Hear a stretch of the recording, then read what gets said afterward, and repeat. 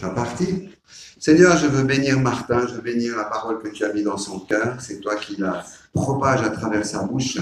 Merci Seigneur que ça nous rejoigne là où nous avons besoin d'être guéris, encouragés, fortifiés. Merci Seigneur pour la personne qu'il est.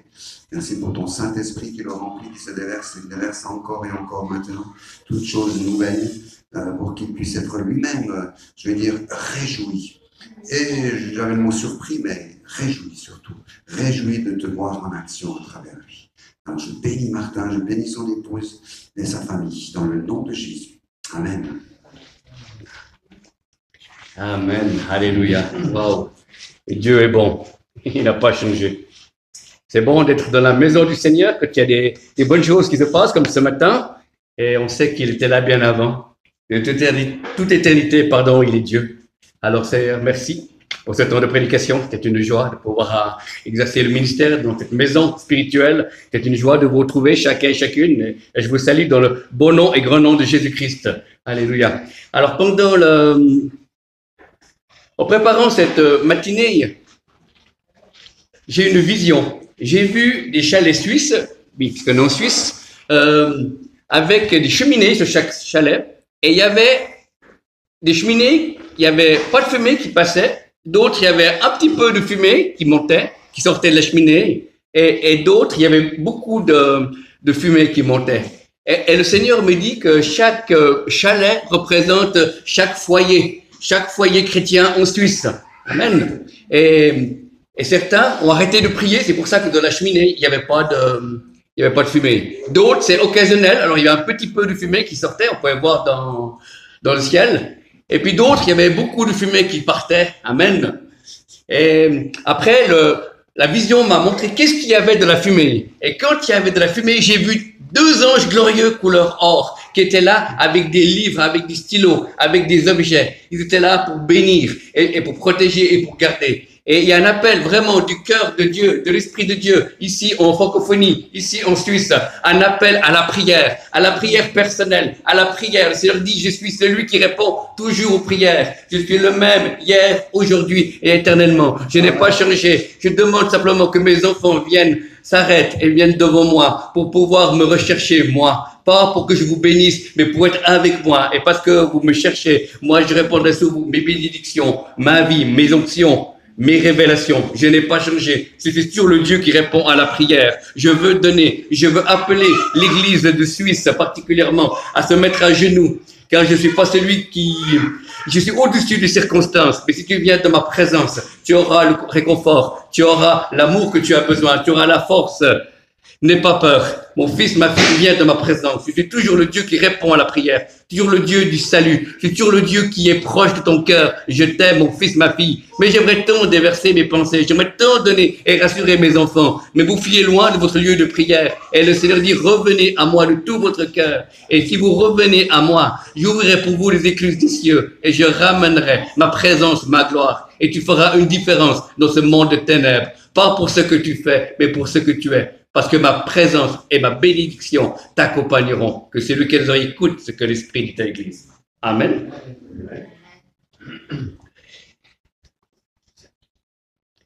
C'est merveilleux. Je ne savais pas quel sujet je devais prêcher aujourd'hui. Et il y a 3 semaines en arrière,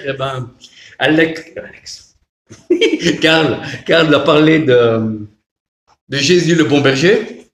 Après, vous avez eu un week-end de vivre libéré. Et je voulais aller autre chose, et le Seigneur dit non, tu vas parler aussi de ça. Mais il dit, mais il a déjà parlé du bon berger, qu'est-ce que je peux dire? Il a même mis des textes magnifiques qu'on a pu lire, et c'est vraiment très solide ce qu'il a amené. Et moi, j'obéis à la voix de Dieu, alors j'ai dit, le titre de ce matin, c'est le divin berger. Amen. On va prendre le psaume 23, versets 1 et 2. Psaume 23, versets 1 et 2, chez la version seconde 21. Psaume 23, versets 1 et 2. L'Éternel est mon berger, je ne manquerai de rien. Il me fait prendre du repos dans des pâturages bien verts. Il me dirige près des eaux paisibles. Amen. Voilà. Et le Seigneur m'a dit, arrête-toi au premier verset. Ok. L'Éternel est mon berger, je ne manquerai de rien. Amen. Il y a beaucoup de questions qui se posent parmi le peuple de Dieu. Est-ce qu'on peut manquer en cette période de Covid, hein? Et une phrase que j'ai reçue dans la prière, c'est que le Covid ne va pas éteindre notre foi, mais grâce au Covid, notre foi va s'éteindre. C'est pas ça. Ce n'est pas le Covid qui va éteindre notre foi, mais grâce au Covid, notre foi va s'éteindre. Amen. Alors, psaume 23, verset 1. L'Éternel au berger, je ne manquerai de rien. Et le Seigneur m'a dit, on va pas manquer de finances. Amen. L'or et l'argent appartiennent à Dieu. Ce n'est pas un évangile de prospérité qui a été dévié au cours des années, mais Dieu est capable de pourvoir. Pas faire de nous des millionnaires, mais faire des hommes et des femmes qui ont assez pour faire l'œuvre de Dieu et pour vivre. Il y a quelques années en arrière, quand notre fils Yakin avait, je ne sais plus quel âge, 3 ou 4 ans, nous sommes allés en Belgique pour exercer le ministère et j'étais prêché dans une église. Et quand on est parti, on a pris notre enfant dans le siège à bébé et on l'a mis dans la voiture et une enveloppe qui est tombée. Et il y avait quelqu'un qui avait donné de l'argent, on ne sait pas qui c'est, donné de l'argent pour acheter une nouvelle voiture. Amen. Vous voyez, on avait des besoins et Dieu connaissait ce besoin-là. Et il a intervenu, quelqu'un a mis quelque chose chez notre fils. Amen. Et Dieu a pourvu. Amen. C'est un Dieu de pourvoyance car lui, il a tout en abondance. Amen. Et on a accès. L'Éternel est mon berger. Pour nous, on pourrait dire spirituellement, l'Éternel est mon banquier. Ah aussi. Amen. Parce qu'il pourvoit financièrement. Et il donne des idées. Il nous permet d'avoir de l'argent, pas pour s'enrichir pour nous, pour être plus que les voisins, mais simplement pour assez pour vivre. Amen. Que celui qui prêche l'évangile vive de l'évangile, le dira la parole de Dieu. Et il y a un ami à moi qui était nouveau converti. Maintenant, c'est un ministère de prophète québécois. Et il était à Las Vegas. Et il a fait une convention à Las Vegas. Ils ont fait 15 jours de séminaire. Et aux offrandes, il était nouveau converti, il n'a pas tellement manqué de sagesse, il a mis tout l'argent qu'il avait. Et puis il devait rentrer. Et puis il n'avait plus d'argent pour rentrer. Alors il est allé à la gare et puis il n'avait plus qu'une grosse pièce de monnaie. Et c'est tout. Et il a dit, pardon, j'ai manqué de sagesse, tout ça. Je ne peux pas rentrer, il me faut $204 environ, quelque chose comme ça, pour pouvoir payer juste le billet de train, pour pouvoir retourner chez lui. Et il a prié, il a été sur le quai de gare et il a prié. Et Dieu lui a dit, qu'est-ce que tu as dans la main? Puis oui, j'ai plus qu'une pièce, une dernière pièce de monnaie. Voilà. Alors Dieu dit, regarde ce qu'il y a sur le quai. Il a dit, il y a une machine à sous. Va là-dedans. Et là, tu auras ton billet de retour. Alors il a été, il a mis l'argent et il a gagné le montant exact du billet de train. Donc il dit bien, c'est pas pour s'enrichir, il a pas, voilà. Il avait qu'une pièce de monnaie, il n'a pas pu rentrer et il était nouveau converti. Et il a mis l'argent et il a eu le montant exact pour pouvoir rentrer. L'Éternel est mon berger. Je ne manquerai de rien. Et c'est bien. On n'a pas à avoir peur parce que Dieu est là pour donner. Ça m'est arrivé une ou deux fois d'avoir des billets de 100 francs dans la boîte aux lettres et je ne savais pas qui c'est qui les avait mis. Amen. C'est merveilleux quand Dieu fait le facteur. Amen. C'est beau. Quand c'est les hommes, ils mettent un bulletin de versement, mais là, c'était bien. Amen. Gloire à Dieu. À lui soit la gloire. Donc Dieu pourvoit pour la famille ou pour le ministère. Voilà. Des fois, il manquait un peu d'argent, mais des fois, il y avait un retour des assurances qu'elle avait trop payées, puis on pouvait prendre un peu d'argent pour pouvoir justement pouvoir aller prêcher, prendre un billet de train, pardon, ou un plein de benzine pour pouvoir aller exercer le ministère.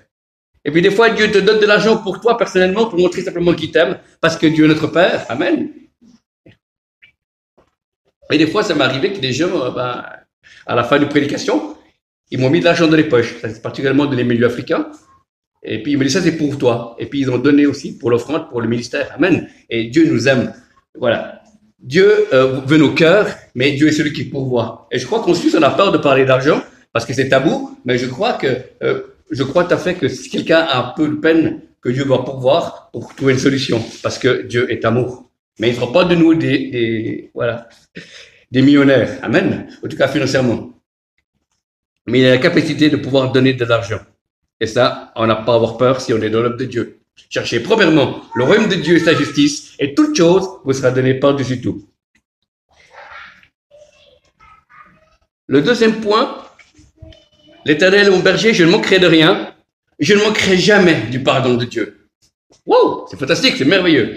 Alors, ça c'est bien, parce que quoi qu'il arrive, il n'y a pas une date limite On est toujours pardonné si on pêche, on peut revenir à lui, et si nous confessons nos péchés, il est fidèle et juste de nous pardonner et de nous purifier de toute iniquité. À n'importe quelle heure du jour et de la nuit, jour férié, jour pas férié, avant de travailler, voilà, on peut toujours avoir accès à Dieu. C'est fantastique, 24 heures sur 24, et il est partout. Et c'est bien de se rappeler que Jésus est mort pour les péchés qu'on a fait avant qu'on soit chrétien, pour les péchés qu'on fera aujourd'hui et demain, et dans le futur. Mais si chaque fois on revient à lui, c'est confessant nos péchés, il est fidèle et juste de pardonner, nous pardonner plus de toute iniquité. Amen. On a besoin d'être pardonné, c'est pas seulement la conversion, on demande pardon. C'est une vie de repentance. Et plus profonde est ta vie de repentance, plus profonde est la puissance de l'esprit qui peut agir en toi. Amen. Si tu as une repentance superficielle, tu as une vie d'esprit superficielle. Si tu as une repentance qui est plus profonde, tu as une profondeur de vie spirituelle. Amen. Car on a tous le même esprit, à tout pleinement au Jésus-Christ. Amen. Le pardon de Dieu quand on est dans le stress, ça m'arrive souvent quand je suis dans le travail ou des activités à faire, d'une activité à l'autre, on est dans le stress. Et Dieu n'est jamais stressé, amen. Il est là toute éternité et il sera encore là après nous, s'il n'est pas encore revenu. Donc le stress, c'est aussi un manque de confiance à Dieu. Et moi, je dois aussi travailler dans ce domaine-là, de me déstresser. Alors, il est là aussi pour vous écouter. Parce que s'inquiéter et stresser, c'est un manque de foi. La preuve que Dieu n'est pas au contrôle, c'est que nous, on a tout contrôlé avec notre vie, avec nos pensées. Mais c'est lui qui décide tout. Et l'Éternel est mon berger, je ne manquerai rien de pardon.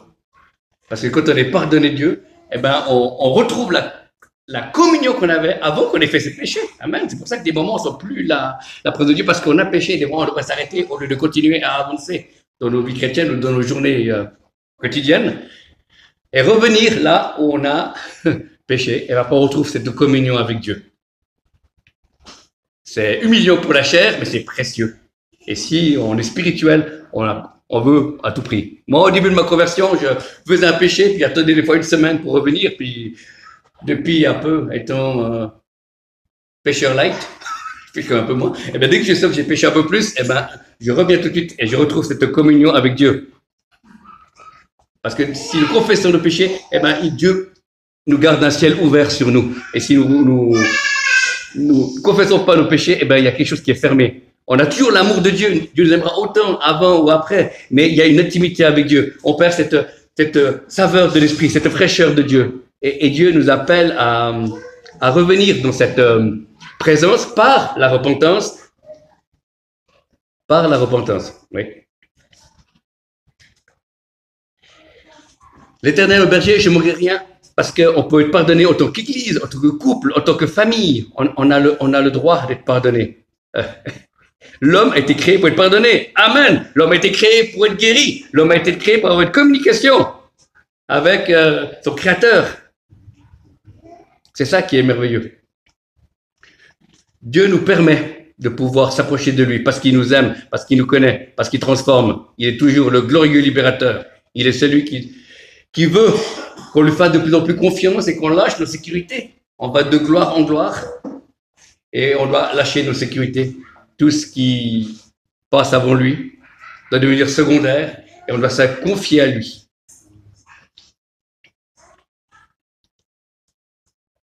Et le troisième point, après en avoir vu que Dieu pourvoit des finances, Dieu donne le pardon, il y a jamais Dieu nous laissera le manque d'amour. Amen. On peut perdre la présence de Dieu, mais jamais l'amour de Dieu. Alléluia. L'amour de Dieu, on ne sera jamais privé. C'est pour ça, l'Éternel au berger, je ne manquerai de rien. Et des fois, c'est bien de se sentir aimé de Dieu. C'est bien de se sentir aimé des frères et sœurs, de se sentir aimé de sa femme, de son fils. C'est bien. Amen. On a besoin. On est créé par amour. Nous sommes des êtres d'amour qui avons besoin d'amour et nous pouvons donner de l'amour. Amen. C'est pour ça que la Bible nous dit que Dieu déverse son amour dans nos cœurs par le Saint-Esprit. Amen. Plus je suis rempli du Saint-Esprit, mieux je peux aimer mon frère, ma soeur et voire même mes ennemis. Amen. Quand je dis vos ennemis, je ne parle pas de votre belle-mère. Je parle des ennemis, des vrais ennemis. Amen. Gloire à Dieu. L'amour de Dieu, quand je ne suis pas compris.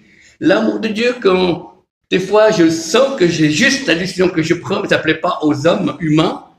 Et il y a des fois des regards qui ne sont pas des regards bénissants. Eh bien, savoir que je suis aimé de Dieu, que je ferme les yeux et pendant quelques secondes, je sens son amour, sa paix, ça me rassure et ça permet de garder la foi. Alléluia. L'amour de Dieu, on a besoin d'amour. Et les personnes ont besoin d'amour, qu'on soit chrétien ou pas chrétien, ou pas encore chrétien. On a besoin de l'amour de Dieu quand on échoue. Amen. Moi, j'arrive encore de rater des choses. Hein. Amen. Eh ben, j'ai besoin, quand j'échoue, de dire, ben voilà, j'ai raté, mince, mais je sais que Dieu m'aime. Voilà. Donc, quand on échoue, on a besoin de pouvoir recevoir l'amour de Dieu. À double dose, des fois. Et c'est fantastique. Il y a des moments où je suis aussi déprimé ou découragé. Et tout d'un coup, il suffit que je ferme les yeux et je pense à mon Seigneur que j'aime. Tout d'un coup, il y a comme une onction, comme s'il me voyait. Il me voit. Et il y a un renouvellement à l'intérieur et il y a une force qui me permet d'avancer, qui me permet de persévérer, percer et vous verrez, comme je dis toujours. Et quand on est découragé aussi, le découragement est l'arme du diable. Et je sais que plusieurs chrétiens religieux ont ce mystère-là du découragement, mais ils sont appelés à nous exhorter, à nous encourager les uns les autres. Et là aussi, l'amour de Dieu nous encourage. Quand on ne sait pas pourquoi, il y a une difficulté, un problème devant nous, on se pose des questions, on a un gros point d'interrogation. Lui connaît tout. Il dit, Seigneur, tu connais tout, tu comprends. Je te remets ce problème. Et je suis découragé. Et dès que je fais ça, je sens pas que la situation est réglée, mais je sens que Dieu prend en main la situation. Et ainsi, je peux continuer à vivre. Car c'est le but. Dieu ne veut pas que nous vivons enfermés dans nos églises comme des cloîtres, mais que nous puissions être nous-mêmes, l'église, pierre vivante, rejetée par les hommes et précieuse devant Dieu, et amener sa présence à l'extérieur de l'église. Parce que Christ vit en nous. Amen. On dort, il vit en nous. Alors lui, il ne dormira peut-être pas, mais il vit en nous par son esprit. Et quand on est conscient que Dieu est autant avec nous dans l'église que quand on est au McDonald's ou quand on travaille, Dieu est avec nous. Moi, je suis concierge, et ben, dans mon travail, tout d'un coup, j'ai le prénom de Dieu qui vient. C'est comme si j'avais prié pendant 1 heure. Et je suis heureux qu'il va me rendre visite au travail. Et je suis encouragé dans ce que je fais, de savoir qu'il est là avec moi et qu'il me voit. Comme s'il dit, mon fils, je suis content que tu sois là. Et je suis heureux et tout seul, dans mon parking, dans ce commercial, eh ben, Dieu vient. Donc, c'est fantastique. Et des fois, il me donne une parole. Des fois, il me donne rien du tout, mais il y a sa présence. Et sa présence me fortifie. Sa présence me fait du bien. Et je suis heureux de pouvoir chanter des louanges dans le parking. Il n'y a personne qui m'entend à 6 heures le matin. C'est pas grave. Les anges m'entendent. Amen. Je suis pas seul parce que Dieu est avec moi. Et l'Éternel est mon berger, c'est pas seulement un magnifique psaume, mais David a écrit ce psaume à la fin de sa vie. Et après avoir tout ce qu'il a vécu. Et David, homme selon le cœur de Dieu. Et nous devons être des hommes et des femmes selon le cœur de Dieu, pleins de reconnaissance et faire confiance au bon berger, qui est celui qui va pas nous tondre, mais qui va nous apporter son esprit et sa vie, afin que nous puissions porter du fruit en abondance, afin que nous puissions apporter le salut et la vie. Parce que le bon berger n'a pas changé. Il est le même pour nous, pour les générations avant, pour les générations d'après. Et plus on connaît ce bon berger, plus on peut lâcher le contrôle. Et je crois qu'une des peurs qu'il y a en Occident, c'est le contrôle, parce qu'on ne sait pas que Dieu nous aime. Mais Dieu nous aime par des actions. Dieu nous aime par sa présence. Dieu nous aime par son pardon. Dieu nous aime par son esprit. Dieu nous aime quand on est ensemble. Dieu nous aime quand on est seul.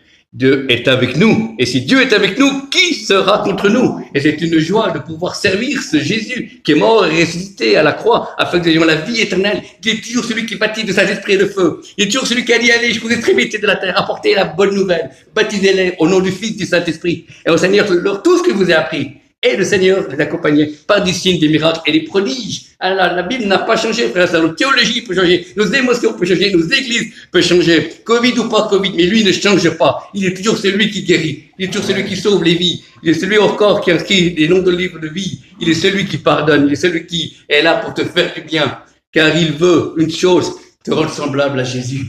Et c'est ça le travail. C'est pas ce que tu fais pour lui, c'est ce que tu laisses faire en toi. L'église fronton a été dans le faire, mais il faut laisser Christ. Le plus important, c'est ton caractère. Dieu veut ton cœur, ton caractère. C'est ton caractère qui te suivra dans l'éternité. que tu aies guéri 10 personnes ou 0 guérison. Ce qui compte, ce n'est pas ce que tu fais, mais ce que tu es. Et garde ton cœur plus que tout, car lui vient les sources de la vie. Et le Seigneur dit, je veux encore bousculer le cœur de mes enfants pour qu'ils puissent me faire encore plus de place. Et je sens qu'il y a l'amour pour moi, dit le Seigneur. Mais je vais encore descendre parce que moi, je veux régner. Vous m'appelez Seigneur? Oui, c'est vrai, je le suis. Et des fois, vous cherchez à me faire plaisir et c'est juste. Mais je veux, vous ne laissez pas assez de place pour que je puisse vous transformer, pour que mon esprit et ma parole viennent vous pénétrer, afin que vous puissiez avoir cette parole inscrite dans le cœur par l'esprit, avec la puissance du Saint-Esprit. Je n'ai pas changé, j'aime mon église, mais je la prépare pour la fin des temps, car je reviens bientôt. C'est un temps sombre et difficile, mais moi, je suis avec vous. Je vous aime individuellement et en tant qu'église. Ne craignez pas, reprenez courage. J'ai vaincu le monde, a dit Jésus. Et vous êtes, les disciples n'est pas plus grand que son maître. S'ils ont gardé ma parole, ils garderont la vôtre. S'ils m'ont persécuté, ils vous persécuteront aussi. Le Seigneur dit, recherchez ma gloire, recherchez ma présence. Et je déverserai à certains endroits, à certains lieux de prière, ma gloire, ma bénédiction, mes guérisons, mon miraculeux. Je n'ai pas changé. Je suis le Dieu d'Abraham, d'Isaac et de Jacob. Je suis le Dieu des générations qui passent. Je suis le Dieu de l'histoire. Je suis le Dieu qui tient une main Israël et une main je tiens l'Église, dit le Seigneur. Et je reviens bientôt. Prépare ton cœur. Le Seigneur dit, les temps sont durs, mais je serai avec toi. Ma lumière va augmenter en toi. Ma lumière va augmenter dans l'église, mais également à l'extérieur de l'église, les ténèbres, ça va s'assombrir. Le ciel devient sombre. Mais si tu restes caché en moi, tu passeras comme au travers du feu. Je serai avec toi et je te garderai parce que tu as peu de puissance et tu as gardé ma parole. Je te garderai lorsque la tentation viendra sur les habitants du monde. Et le Seigneur dit, n'aie pas peur. N'aie pas peur, confie-toi, viens vers moi, jeûne, prie, recherche-moi dans les Écritures, n'aie pas peur, ne fuis pas loin de moi, fuis vers moi, ne fuis pas loin de moi, fuis vers moi, je suis celui encore qui protège ton église, et je suis toujours celui qui demeure à l'abri du Très-Haut, demeure en sécurité, alors viens dans ma présence, que ce soit les situations qui t'effrayent, soit une occasion de venir dans ma présence. Moi, je te garderai, moi, je te protégerai, moi, j'aurai toujours un regard bienveillant sur toi. C'est moi qui t'ai appelé à la vie. Et si tu es en vie aujourd'hui, parce que c'est moi qui t'ai choisi, que tu vives aujourd'hui, pas à l'époque de Napoléon. Tu es ici en vie aujourd'hui pour porter ma gloire, parce que tu as un message, tu as une vie, tu es un exemple face au monde spirituel, un exemple face aux païens. Le Seigneur dit, je t'aime et veut faire de ta vie et veut faire de mon église un foyer de feu, un foyer de bénédiction, un feu de joie, un feu de libération. Je n'ai pas changé. Je baptise toujours mon Saint-Esprit, mon église. J'aime mes enfants, j'aime mes fils, j'aime mes filles. J'appelle toujours les gens au ministère, je donne toujours mes dons d'esprit. Je n'ai pas changé. Alors prenez courage, le chemin est long, mais celui qui persévérera jusqu'à la fin sera sauvé. Que celui qui a des oreilles écoute ce que l'Esprit dit à l'Église. Amen. Alléluia. Gloire à Dieu. Merci Seigneur, tu es le bon berger. Je vais te prier Seigneur pour les sous-bergers, c'est-à-dire les responsables d'église, Seigneur, responsables de prière, les anciens d'église. Je te demande de les bénir en ces temps troublés, qu'ils puissent trouver les paroles qu'il faut, les entretiens qu'il faut, les prières qu'il faut pour encourager, pour accompagner ceux qui sont branlants, ceux qui sont chancelants, ceux qui ont des blessures, Seigneur. Donc, dans les communautés, les groupes de prière, que tu puisses intervenir avec puissance par ton esprit pour ta gloire et la libération de ces bien-aimés. Dans le nom de Jésus. Dans le nom de Jésus. Alléluia.